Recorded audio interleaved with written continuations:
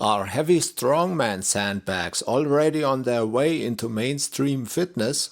Well, to spoil it right from the start, not yet. Not really. But still, there might be a tiny trend emerging.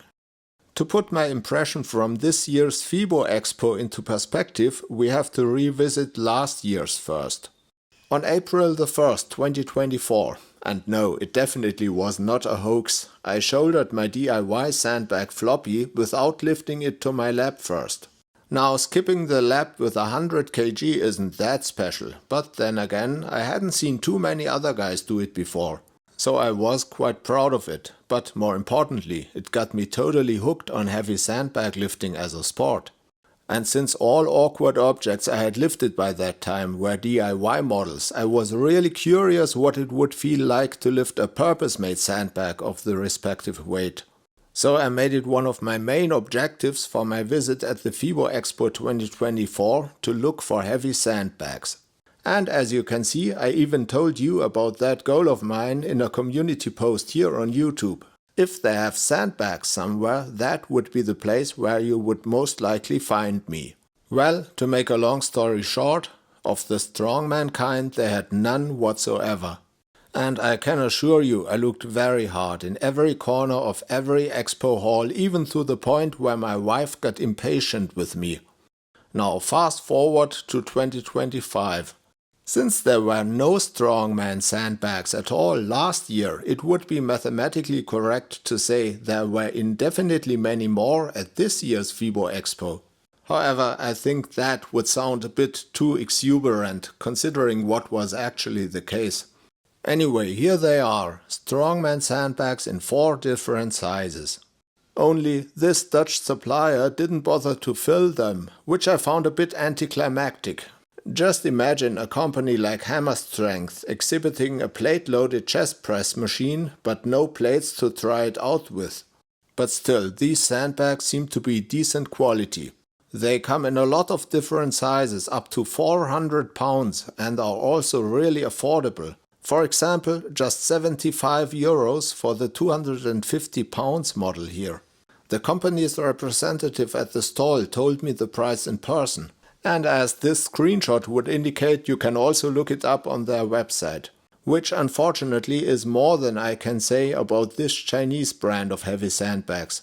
The lady at the stall spoke neither English nor German, and the supplier's website was deemed too insecure to go there by my internet browser. But never mind. Here's the first company that exhibited a strongman sandbag, albeit the smaller size of it, that actually had the denominated weight. The company is from Scotland, and so was the representative. We had a very nice chat in which I told him about my fascination by the Scottish stone lifting tradition. The sandbag you saw me testing here felt really sturdy, so I was not surprised to see they are a bit pricier than the Dutch model I had spotted earlier. But a 125 kg sandbag for less than 100 euros is still quite reasonable by comparison. The next company had even filled 2 of their sandbags in different sizes, 60 kg and 40 kg. Of the latter you can catch a glimpse at the end of this shot. Regarding the workmanship, the 60 kg sandbag you see me try out here felt pretty much the same as the 50 kg Scottish one I've shown you before. This company is from Ireland and also had a very nice representative to talk to. And just like the perceived quality, the price of the Irish model is also in the same range as their Scottish competition. And now for the absolute highlight of my whole FIBO visit this year. This is an Italian company, so I think it is pronounced Cidea. In this screenshot you can see their whole stall. I've marked where they had the sandbags and also the HIIT cardio sign you can see in the background of the following shot, so you get the vantage point.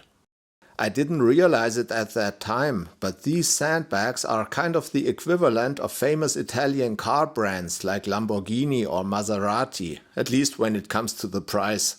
Their specialty is that they are pre-loaded, so they come without any zipper or velcro flap.